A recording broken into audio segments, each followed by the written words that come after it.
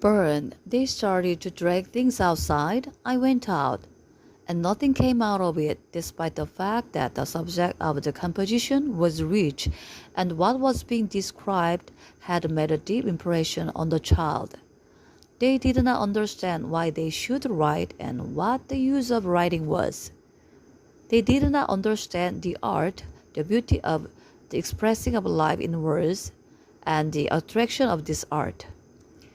The development of the child's literary creativity immediately becomes vastly easier and more successful when the child is encouraged to write on a topic that is intrinsically understandable to him and engages his emotion, and most of all, encourages him to express his interior world in words.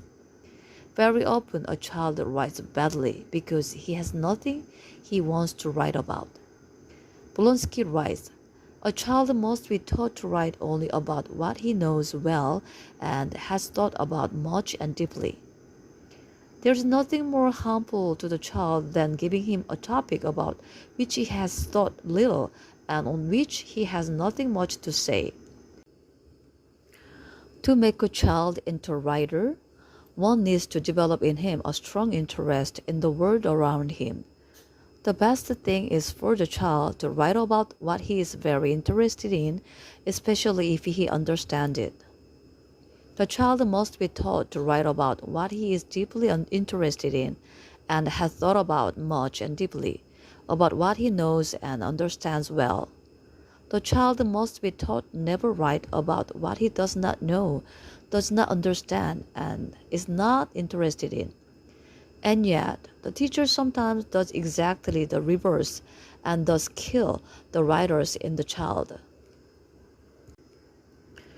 For this reason, Blonsky advises that the types of literary works most suitable for children be assigned, that is, notes, letters, and very short stories. If the school wants to be truly educational, then it must focus on these particular works of literature. By the way, letters, personal and business, are the most widespread form of writing people do. It is clear that the stimulus for writing letters is to communicate with those who are far away.